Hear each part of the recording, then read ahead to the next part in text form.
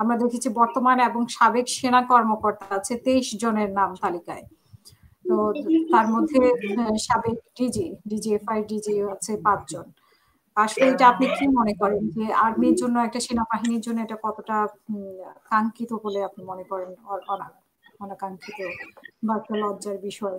না, এটা অত্যন্ত দুর্ভাগ্যজনক এবং জাতীয় নিরাপত্তার প্রতিও বড় ধরনের হুমকি।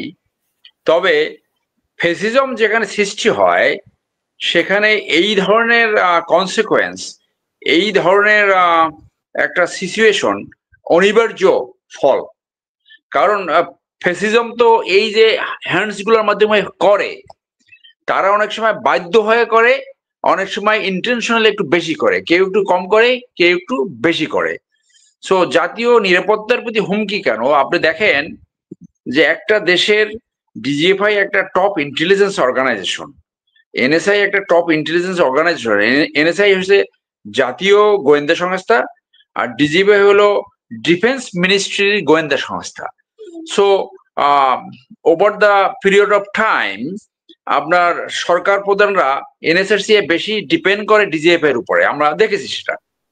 তো এখানে যাদের নামে ওয়ারেন্ট হয়েছে এর সবাইকে অলমোস্ট চিনি আমি, যেহেতু আমি চাকরি করেছি, একই টাইমে অনেকের সাথে চাকরি করেছি, এবং তাদের ইনস এন্ড আউট আমার অনেকের জানা রয়েছে।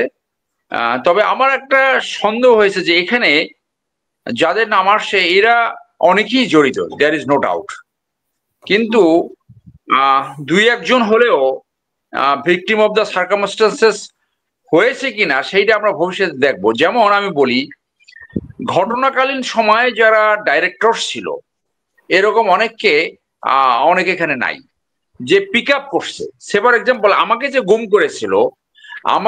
করেছিল জেনারেল আকবর, তার অন্য ইসে তার অরেন্টটা দিয়েছে, কিন্তু ওই সময় আমার নাম একজন ব্রিগেডিয়ার ছিল, ডাইরেক্টর আইএবি। 7টা ডাইরেক্টর আছে ডিজিএফআই, এই ডাইরেক্টর আইএবি সে আমাকে 11 ঘন্টা নিয়ে গুম করে রাখছিল, তার নাম তো আসে নাই। যে জেআইসি বলে জয়েন্ট ইন্টারগ্রেশন সেল, সেই সেলের ওয়াইসি ছিল অথবা সেই সেলের দায়িত্বপূর্ণ অফিসার ছিল, সেরকম লোকের নাম এখানে নাই। আমরা পার্সোনাল নলেজে আমরা জানি এখানে এক ডাইরেক্টর থেকে আরেক ডাইরেক্টরের কোনো নিয়ন্ত্রণ নাই। আবার অনেক ডাইরেক্টর যারা অন্য একটা ডাইরেক্টর যারা করছে, এই যে হাসিন স্যার, কর্নেল হাসিন, তাকে তো পিক আপ করছে ইন্টারনাল অ্যাফেয়ার্স ব্যুরো, আইএবি। তো এইখানে আসছে কি সিটিআইবি, এইরকম 2-3 জন ডাইরেক্টরের নাম আসছে। তো এইগুলা সঠিক তদন্ত হয়েছে বলে আমার সন্দেহ রয়েছে। সেই জন্য আইনের একটা কথা আছে, আমরা অবশ্যই গুমের বিচার চাই, কিন্তু আইনের একটা কথা আছে 10 জন কালপ্রিট, 10 জন অফেন্ডারও যদি সাজা না হয়, কিন্তু একজন ইনোসেন্ট লোককে সাজা দেওয়া যাবে না। সো এইটা আমার পার্সোনাল নলেজ থেকে আমি বললাম। এখানে যাদের নাম আসছে এর মেজরিটি এখানে কোনো না কোনো ভাবে জড়িত ছিল। তবে এরকম সিচুয়েশন হয়েছে যে মনে করেন যে কাউকে ওখানে পোস্টিং দিয়েছে, সে যদি ওখানে পোস্টিং না যাওয়ার অপশন, মানে বলতে পারে যে আমি এই দায়িত্ব পালন করব না, খুব কম 2-1 জন এরকম করেছে। এখন এখানে মনে করেন পোস্টিং হয়েছে, সেনাবাহিনীর নিয়ম অনুযায়ী যেখানে পোস্টিং দেবে সেখানে যেতে বাধ্য, কিন্তু সে জানলো যে এইখানে এই লোকগুলো আছে, ইলিগালি ডিটেইনড আছে, তো তার ক্যাপাসিটিতে ছিল না তাদেরকে মুক্তি দেওয়ার।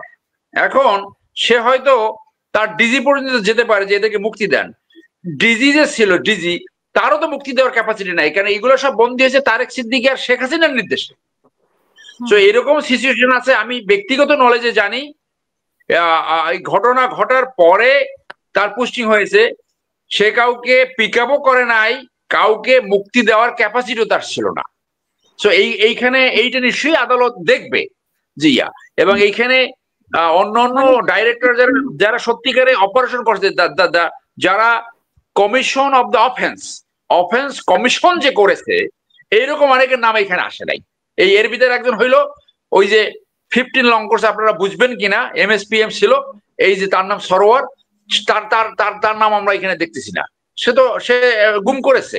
এরকম আরো সাজেদ, ব্রিগেডিয়ার সাজেদ নামে একটা 25 রং করছে মাহবুবুল্লাহ গিনির ভাই, 7 বছর ডিজিএফআইতে চাকরি করছে, সমস্ত গুম খুনের সাথে সে জড়িত। এই সাজেদ, তার নাম তো এখানে আসে নাই।